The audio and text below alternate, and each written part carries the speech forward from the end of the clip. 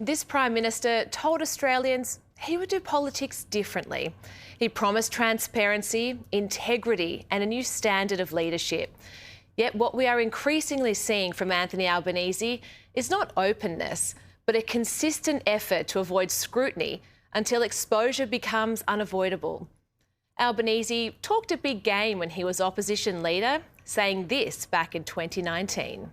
The current delays, obstacles, costs and exemptions make it easier for the government to hide information from the public than to actually give it out. That is just not right. Yes, that was Anthony Albanese. But this is the same Prime Minister who earlier this year tightened freedom of information laws, banning anonymous requests and introducing new fees that make scrutiny harder. And today, that lack of transparency is on display again. According to the Sydney Morning Herald, 67 government reports have been tabled and left unaddressed. 67. Now, 17 of those were inherited from coalition governments, but 50 were produced under Labor's watch. Ignored, unanswered, left sitting on shelves. These aren't symbolic documents. They are bipartisan committee reports, the backbone of parliamentary scrutiny. They exist to test legislation, investigate policy failures, and to make recommendations to government. And under the rules, governments are required to respond within 6 months for House and Joint Standing Committee reports, and within 3 for Senate Committee reports. So how has this government performed? In the year to November 21, only 4 reports were responded to in full and on time, and they related to narrow technical matters, cybersecurity legislation and transport security amendments. Since the May federal election, only 1 report has been responded to at all. And that response came only after it was revealed that most Labor MPs who received a $26,000 pay rise to run House committees had not launched a single inquiry since being appointed. These ignored reports include an inquiry into anti-Semitism in Australian universities, handed down almost a year ago, recommendations on Australia's future food security, protections for victims of financial abuse, and the late Peter Murphy's call to ban gambling advertising. All left unanswered, according to the Speaker's report. Now, this comes amid growing criticism of the Albanese government's delayed response to Gillian Siegel's report from its own anti-Semitism envoy.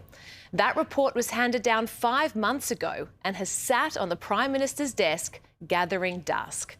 And then there's Bondi, the Prime Minister's refusal to establish a Commonwealth Royal Commission into the terrorist attack on the Jewish community.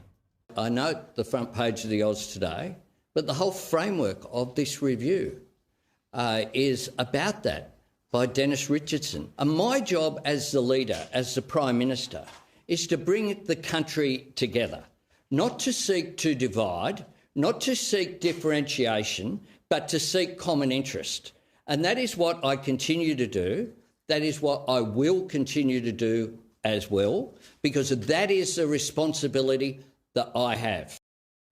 So the question is, what is the Prime Minister afraid of coming out if he was to launch a royal commission? Transparency also vanished during the latest travel entitlement saga. When the spotlight fell on MPs' travel, Anthony Albanese's response was to insist he doesn't make the rules. The rules are established. We have the Independent Parliamentary Expenses Authority for a reason. The rules have been set. No, but are you happy for The rules have been set. That line was used repeatedly whenever questions arose about excessive flight costs or family entitlements for MPs. Except now, suddenly, he does. The day before Christmas Eve, while the nation was still processing the Bondi massacre, the Prime Minister used the distraction of the holiday period to quietly announce recommendations to the Remuneration Tribunal restricting taxpayer-funded flights for MPs' families. Here is the PM. I asked IPIA for advice. I received that advice. We then have acted to refer to the Remuneration Tribunal. They will give consideration to it. That's their job at arm's length.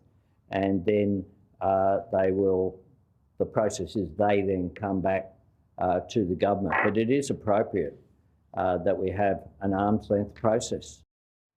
Now, while the Remuneration Tribunal may formalise the rules and the Independent Parliamentary Expenses Authority polices them, this government sets the framework. And let's not forget, just weeks before the federal election, Anthony Albanese's government quietly changed the rules to dramatically expand the range of political expenses that could be charged to taxpayers. You can't hide behind the system when it suits you and then rewrite it the moment political pressure mounts. And let's be honest about what this is. This isn't reform, it's damage control. Because Australians are rightly asking politicians why they and their families are travelling in comfort while everyone else is tightening their belts in a cost of living crisis. And this culture of secrecy extends well beyond spending and committees. Earlier this year, the Albanese government quietly withheld information about its role in returning ISIS brides to Australia. When directly asked in question time, this was the response. What actions has your government taken to guarantee the safety of Australians if these people return? Those reports are not accurate. Australians were not told the truth until the details were forced into the open. Time and time again, this government's instinct is to protect itself first rather than be upfront with the public. This Prime Minister didn't just promise transparency, he made it the centrepiece of his pitch to Australians. But when scrutiny arrives, this government retreats.